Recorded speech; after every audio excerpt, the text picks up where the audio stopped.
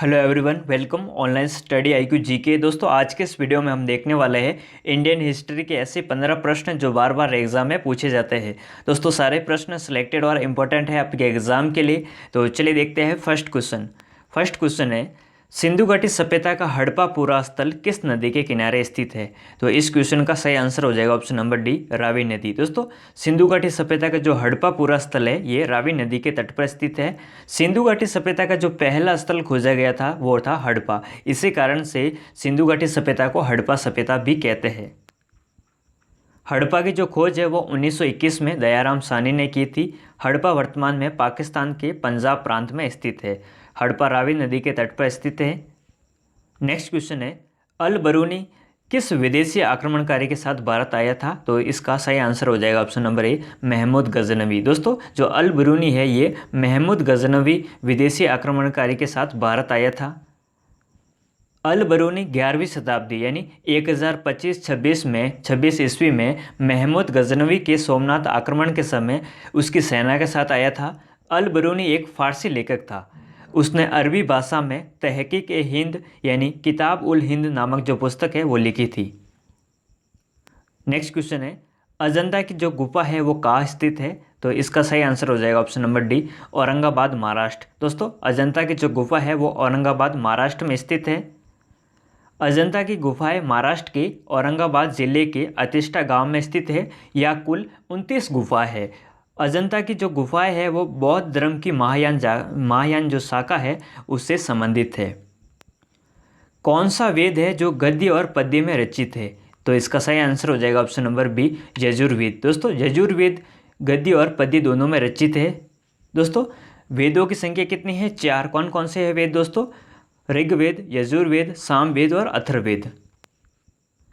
चारों वेदों में जो यजुर्वेद है वो गद्य और पद्य दोनों में रचित है। ऋग्वेद और सामवेद इसकी जो रचना है वो पद्य में हुई है। नेक्स्ट क्वेश्चन है, रविंद्रनाथ टैगोर ने नाइटहुड की उपाधि किस कारण से त्यागी थी? तो इसका सही आंसर हो जाएगा ऑप्शन नंबर ए, जलियांवाला बाग हत्याकांड। दोस्तों, जलियांवाला बाग हत्याकांड होने के बाद रविंद्रनाथ टैगोर ने अपनी नाइटहुड की उपाधि है वो त्याग दी थी। 13 अप्रैल 1919 को एक निहत्थी भीड़ अपने लोकप्रिय नेताओं सैफुद्दीन किचली और डॉक्टर सत्यपाल की गिरफ्तारी का विरोध करने हेतु जलियांवाला बाग अमृतसर में एकत्रित हुई। जनरल डायर ने बाग को घेरकर अपने फौजियों को निहत्थी भीड़ पर गोलियां चलाने का जो आदेश है वो दिया था। उस समय पंजाब के lieutenant governor Michael O Dwyer थे। सरकार ने इस कांड की जांच के लिए हंटर कमेटी नियुक्त की थी। दोस्तों, एग्जाम में प्रश्न पूछा जा सकता है कि जलियांवाला बाग हत्याकांड के बाद हुआ था उसकी जांच के लिए कौन सी कमेटी बनाई गई थी? तो हंटर कमेटी है वो नियुक्त की गई थी।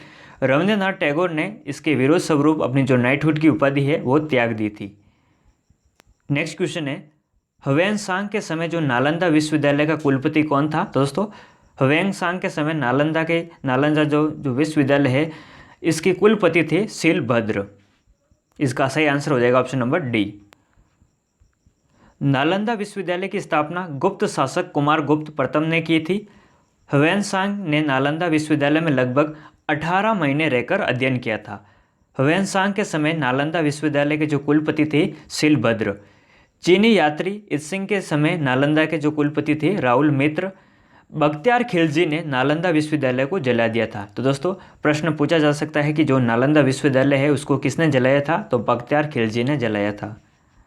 नेक्स्ट क्वेश्चन है, शिवाजी का जो जन्म है ये कहाँ पर हुआ था? तो इसका सही आंसर हो जाएगा ऑप्शन नंबर डी, शिवनेर में। 20 अप्रैल 1627 को पूना के निकट शिवनेर के दुर्ग में शिवाजी का जन्म हुआ। उनके पिताजी का नाम शाहजी भोसले और माताजी का नाम जीजाबाई था। शिवाजी के व्यक्तित्व पर सर्वाधिक प्रभाव उनकी माता जीजाबाई तथा संरक्षक कौंडदेव का पड़ा था। शिवाजी के गुरु का नाम था रामदास।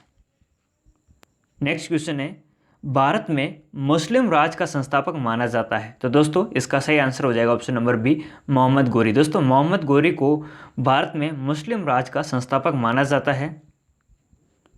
भारत में मुस्लिम राज का संस्थापक मोहम्मद गोरी को माना जाता है। इसने 1175 से 1206 ईस्वी तक भारत पर कई बार आक्रमण किए तथा दिल्ली में मुस्लिम शासन की जो आदर्शशिला है वो रखी।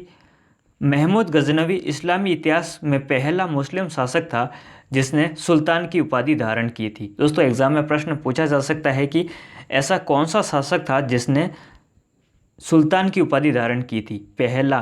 तो दोस्तों पहला जो शासक था वो था महमूद गजनवी जिसने सुल्तान की उपाधि धारण की थी। नेक्स्ट क्वेश्चन है, रजमनामा जो पुस्तक है निम्न में से किस ग्रंथ का फारसी में अनुवाद है। तो दोस्तों इसका सही आंसर हो जाएगा ऑप्शन नंबर बी, महाभारत। दोस्तों महाभारत का फारसी में अनुवाद है वो कहलाता क्या है, रजमनामा।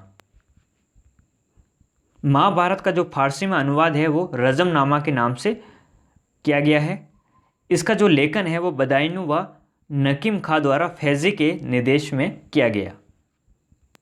नेक्स्ट क्वेश्चन है, चंदावर का जो युद्ध है वो किनके बीच में हुआ था। तो इसका सही आंसर हो जाएगा ऑप्शन नंबर सी, जयचंद और शिहाबुद्दीन मोहम्मद। दोस्तों जो चंदावर का ये युद्ध है ये जयचंद और शिहाबुद्दीन मोहम्मद के बीच में हुआ था।